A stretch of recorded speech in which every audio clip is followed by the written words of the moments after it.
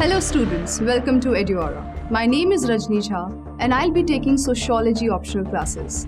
In today's session, we are going to talk about bureaucracy.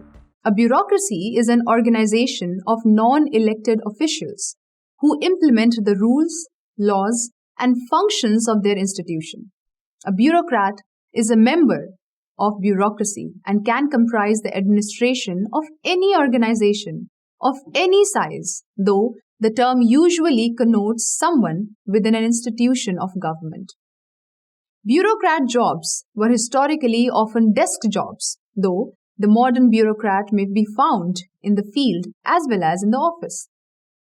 Public administration houses the implementation of government policy and an academic discipline that studies this implementation and that prepares civil servants for this work.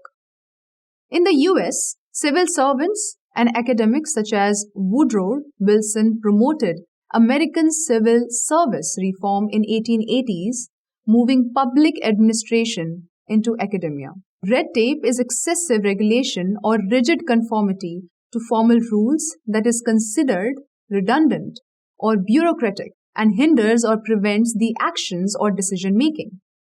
It is usually applied to governments, corporations, and other large organizations.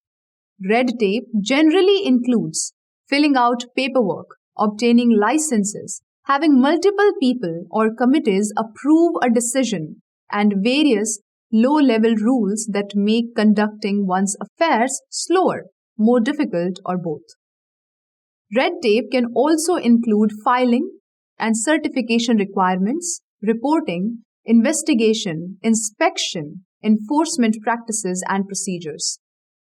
As opposed to bureaucrats carrying out desk jobs, street-level bureaucracy is the subset of a public agency or government institution containing the individuals who carry out and enforce the actions required by laws and public policies. Street-level bureaucracy is accompanied by the idea that these individuals vary the extents to which they enforce rules and laws assigned to them. The concept of street-level bureaucracy was first coined by Michael Lipsky in 1980, who argued that policy implementation in the end comes down to the people who actually implement it. He argues that state employees such as police, social workers, should be seen as part of policy-making community and as exercisers of political power. Street-level bureaucrats include police officers, firefighters, and other individuals who on a daily basis interact with regular citizens and provide the force behind the given rules and laws in their area of expertise. Then we talked about Weber's model for bureaucracy. Weber identified in bureaucracies a rational legal authority in which legitimacy is seen as coming from a legal order. Weberian bureaucracy was a term coined by Max Weber, a notable German sociologist, political economist, and administrative scholar who contributed to the study of bureaucracy, administrative discourses, and literature during mid-1800s and early 1900s. In his 1922 masterpiece, Economy and Society, Weber described many ideal types of public administration and governance. His critical study of bureaucratization of society was one of the most enduring parts of this work.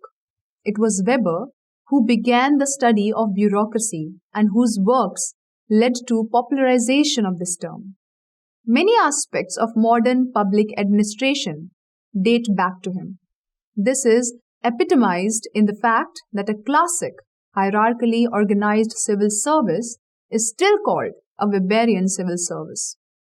Weber listed the following as preconditions for the emergence of bureaucracy: the growth in size and density of population being administered, the growth in complexity of administrative tasks being carried out, and the existence of a monetary economy requiring a more efficient administrative system. As a result of development of communication and transportation technologies like telegraphs and automobiles, a more efficient administration became not only possible but demanded by the public. Accompanying this shift was an increasing democratization and rationalization of culture. This resulted in public demands for a new administrative system that treated all humans equally.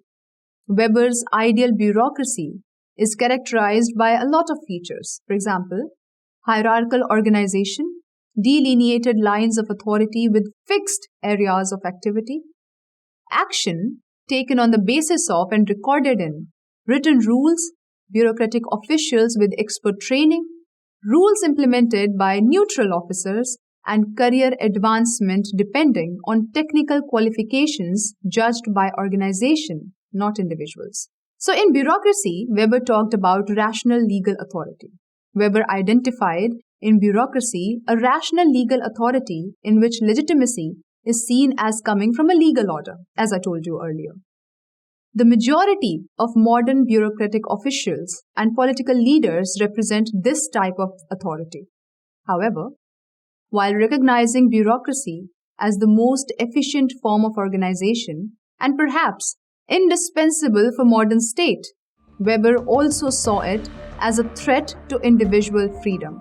For Weber, the implementation of bureaucracies in government was a kind of rationalization in which traditional motivators for behavior were cast aside.